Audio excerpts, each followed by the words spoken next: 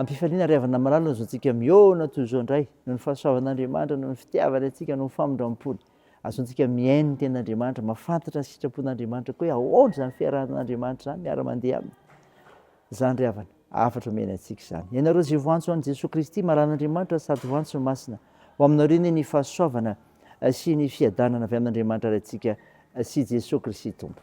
Amen. Zoma 5 Jolay 2024 ibanjina antsika andro hevitra hoe miara mandeha amin'ny tompo Andriamanitra ao. Miara mandeha amin'ny tompo Andriamanitra ao. Andeha ry havana idera sakalaza ary mihevonahitra n'Andriamanitra isika. Jehovah, efa nandinika ahy ianao ka mahalala. Ianao no mahalala ny fipetrako sy fitsangako sady mahafantatra ny hevitra eny lavitra eny.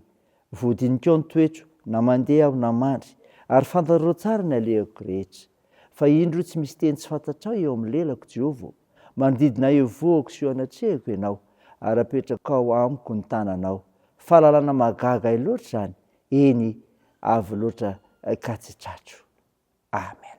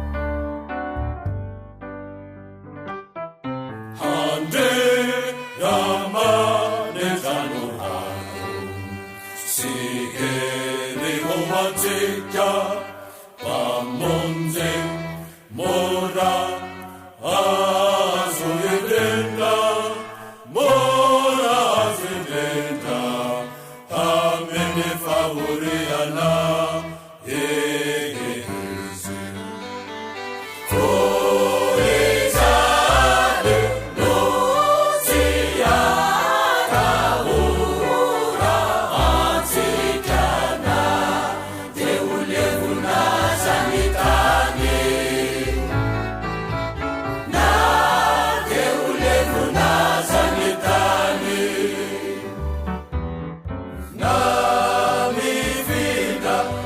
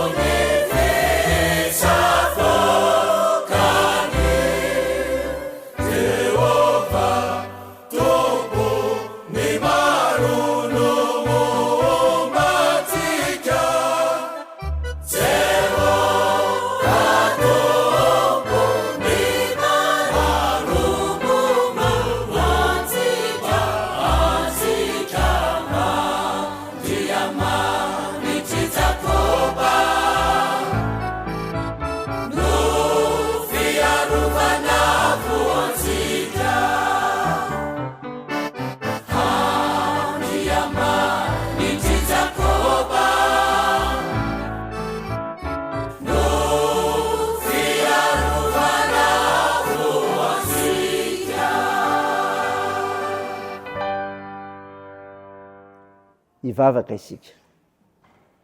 Andriamanitra mpamonjy ary momba anay ianao, ary tsy mba mandao amin'ny ady atrehana fa mame anjara toerana miavaka ny olonao zay miara-mandeha aminao.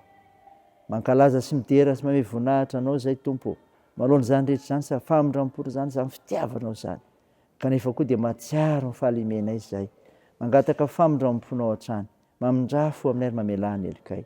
Feno hifananao masina izay hanazavanay, ny fanambarany teninao zay hovakiana, mba izanay mitombo amin'ny finoana, aminaran'ilay Jesosy Kristy mpamonjy anay. Amen. Ny ofinainao antsika amin'ity ry havana malala dia hitanao ao bokin'ny Deutéronomie. Deutéronomie toko 20 andindry voalohany ka hatramin'ny 14. Mivaky toy izao aminaran'i Jesosy. Raha mivoaka nafika ny fahavalonao ianao ka mahita soavaly sy kalesy ary olona maro noho ianao, dia aza matahotra azy. Fa Jehovah Andriamanitra kosa izay nitondra anao niakatra avy tany amin'ny tany Egipta no momba anao. Ary rehefa hanafika ianareo dia anatina ny mpisorona ka hiteny amin'ny olona hoe: mihaino Israely eo, fa efa nafika ny fahavalonareo ianareo anio, koa aza ketraka amin'ny fonareo, ary aza matahotra na mikorapaka foana na mangorohoro no nitahotra azy. Fa Jehovah Andriamanitra reo no miara-mandeha aminareo hiady anareo amin'ny fahavalonareo mba hamonjy anareo. Amen. Ray masino, manamasinanay amin'ny fahamarinana, ny teninao ny fahamarinana. Amen. Ry havana malala, ho aminao ny fiadanana avy amin'ny Jesosy Kristy, fiadanana izay omeny antsika miditra sy manaiky azy miaraka aminy, ary ho aminao koa izany. Mofinainandranesika teo ry havana Deutéronomie toko 20 dia voalohany ka hatramin'ny 14 dia milaza ny amin'izay rehetra miara-mandeha amin'ny Jehovah Andriamanitra mba tsy hatahotra ny fahavalo. Satria nahoana? Satria Jehovah momba anao. Fa Jehovah momba anao. Zany ny voalohany. Raha mivoaka nafika ny fahavalonareo ianareo ka mahita soavaly sy kalesy ary olona maro noho ianao, dia aza matahotra azy. Fa Jehovah Andriamanitra ao izay nitondra anao niakatra avy tany Egipta no momba anao. Ny hevitry ny teny hoe momba anao voalaza eto ry havana dia hoe miaraka aminao hatrany na aiza na aiza, ary azo adika ihany koa hoe miandany aminao. Eto ny tsy mampitombona ilay fitenenan'ny olona mahazatra hoe Andriamanitra tsy mba miangatra, fa teny miangatra mihitsy Andriamanitra. Izany hoe miandany amin'izay matahotra sy mankatoa azy. Fomba fiasa ry havana nataon'i Jesosy, manoloana an'izay nataony koa izany, tena miandany amin'izay mino azy izy, ary no mafisiny hoe momba, manao na mpianatra, momba mandrakariva izy, ambara-patonga fa taperana izao tontolo izao.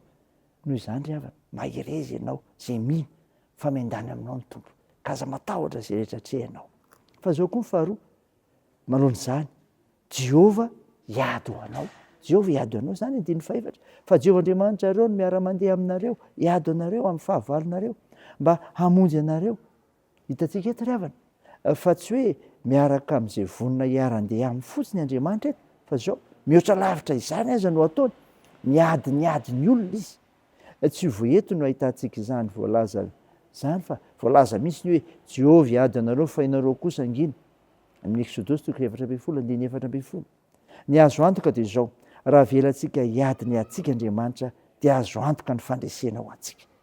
Fa toy ny inona moa no nanaovan'Andriamanitra ny Farao sy ny miaramila?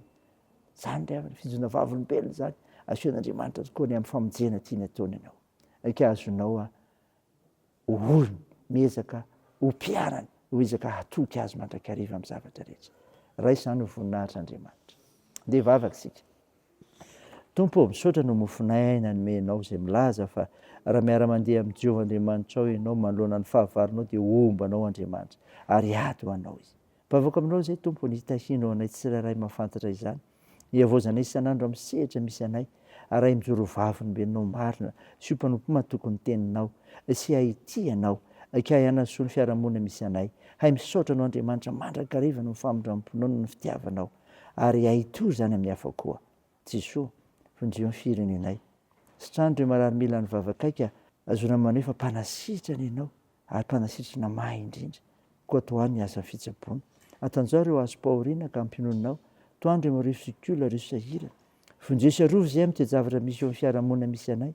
Mitahihany amin'ny fiazakazanay, amin'ny fianarana, amin'ny asa mandraranay, ny tokantranonay sy ny fikasanay tsara. Amin'ny anaran'i Jesosy Kristy mpamonjy anay, naovanay izany vavaka izany. miaraka amin'ilay vavaka nampianarina anay koa manao hoe ranay eo izay ny an-danitra, ao masinina anie ny anaranao, ho tonga anie ny fanjakanao, atao anie ny sitraponao ety an-tany ho tahaka ny an-danitra. Meo ny anio izy ary nasazy ao anay, ary mamelà ny helokay tahaka ny namelanay izay meloka taminay, ary aza mitondra anay amin'ny fakapanahy, fa manafanay amin'ny ratsy, fa anao ny fanjakana sy ny hery ary ny voninahitra mandrakizay. Amen. Raisa fotoana ray avy nanetsodrana tolotra anao aminaran'i Jesosy Kristy.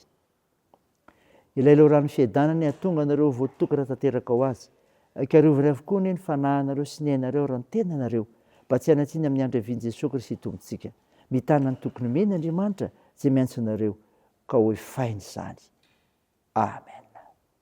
Deo n'Andriamanitra hery ny voninahitra amin'ny anaran'ny Ray sy ny Zanaka ary ny fanahy masina. Amen.